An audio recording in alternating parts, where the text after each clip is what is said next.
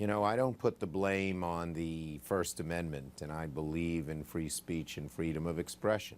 And our Western way of life says if you see something that's hateful or bigoted or whatever, the thing to do is to answer it, and answer it strongly, and answer it peacefully. Obviously, in the Arab world, they didn't, but I don't think that means that we should infringe on our First Amendment rights.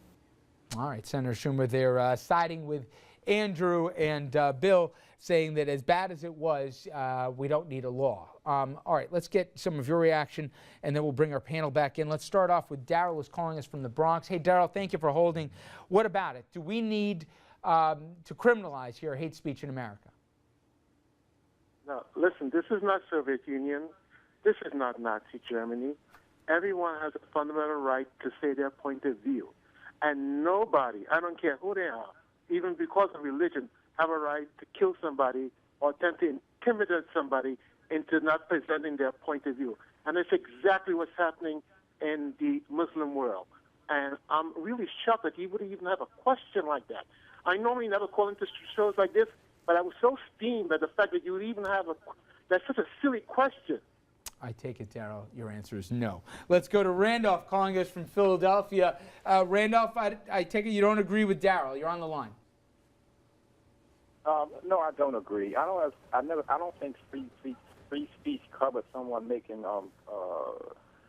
causing harm where it incites riots and endangers our soldiers and our diplomats overseas. It's like they say, you cannot holler fire in a crowded movie. This is just ridiculous. Thank you, Daryl, and thank you, Randolph. Let me bring our table back in.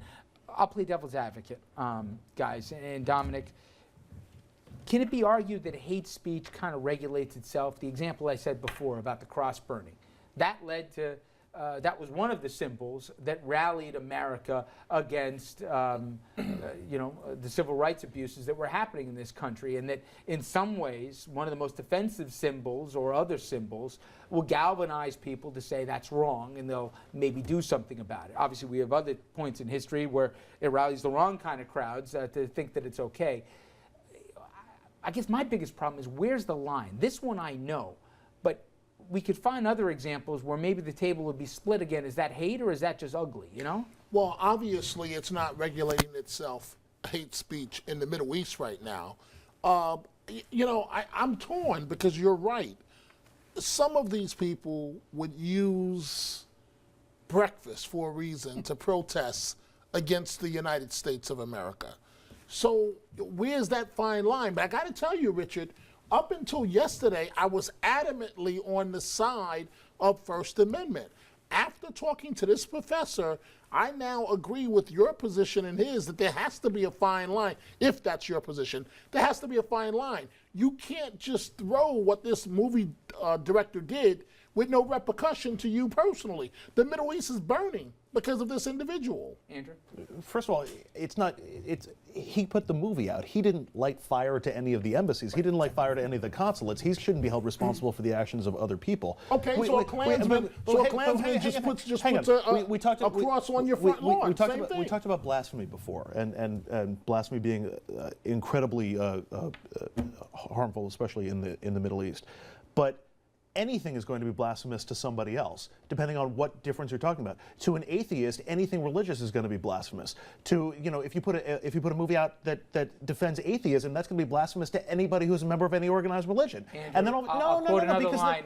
When asked to define pornography, you know it when you see it. There are certain things right here that you're not going to connote somebody having a Christmas tree that offends an atheist to somebody putting out a movie that offends Muhammad. I don't trust you to make the call as to whether something is okay or not. I don't trust somebody on the Supreme Court to decide whether it's okay. We have things called laws, Andrew, where somebody had to decide legal limits. When it comes to free speech, that's the problem, because then it becomes an arbitrary decision as to what's harmful speech and what's not harmful speech. So you believe you can scream fire in a crowded theater? No, because that leads to direct injury. That causes an immediate panic. Would you still feel the same way if you were related to the ambassador? You know what? I hate these hypothetical arguments, because It Well, but shouldn't people are related to shouldn't, him. But it shouldn't be about the specific incident. It has to be It's about not the about- it has to be about the general overall population. That's But- about but- everybody's right to but say to what the- they want but to to the say, knowledge- regardless of how it winds up But to the ending. knowledge that we have right now, 4 individuals, and it could be more, have lost their life because some idiot I'm sympathetic to the loss of intentionally life. inflamed people. I'm sympathetic But- to but the loss of I'd like life, to but I'm come not in about on to that. make a new Yeah, law if I about could. it. Yes, Please, please. yeah. From the diplomatic perspective, which we haven't heard thus far,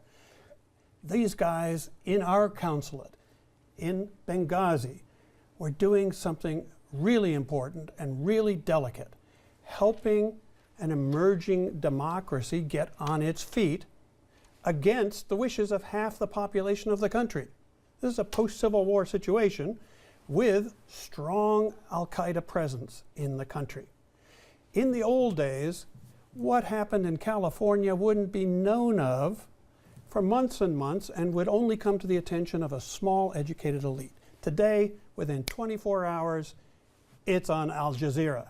It's a 24 virus minutes, on yeah, YouTube. yeah. Yep. But you can't perform the diplomatic job under those conditions. But Andrew had it right. We're basing it on the reaction to it. If you did an anti-Catholic thing or an anti-Irish thing, you know, if there weren't riots or burnings in Dublin, then we wouldn't consider it hate speech. We're basing it on the reaction in the Arab world. I don't think you can do it ad hoc. I think thoughtful people, and there'll be on the margins healthy debate. But I think you can craft it in a way that it's not this particular denomination or that particular faith or whatever else.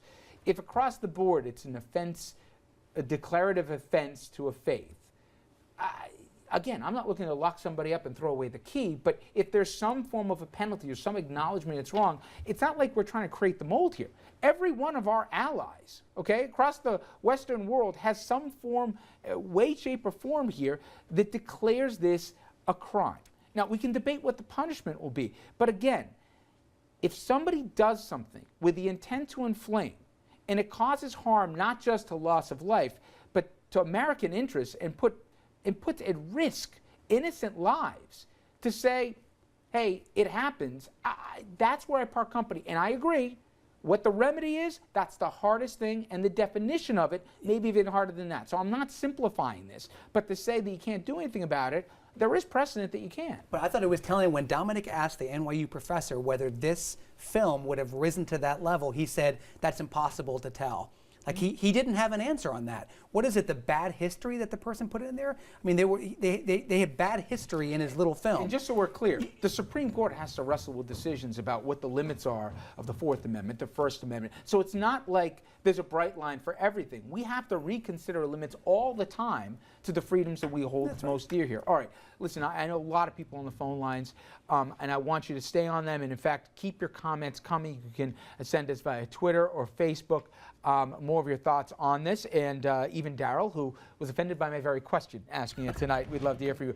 And Richard, I don't want you to go too far, because Richard talked directly about what it's like on the ground, and more than theory, he can talk about it in practice. And I want to remember both the lost ambassador and also the amazing sacrifices people, regardless of politics, they do here, armed not with a gun and a helmet, but literally with a handshake, and the diplomats and all the people serving with them in some of the most dangerous places across the globe. So Richard will rejoin us shortly here. Okay, everyone. When we come back, we stay with what happened in the Middle East, but we put it obviously in political terms with a rapidly approaching election. Mitt Romney's handling of these attacks. Was it another huge mistake here? Did the media pile on? Well, we're going to debate that issue right after this.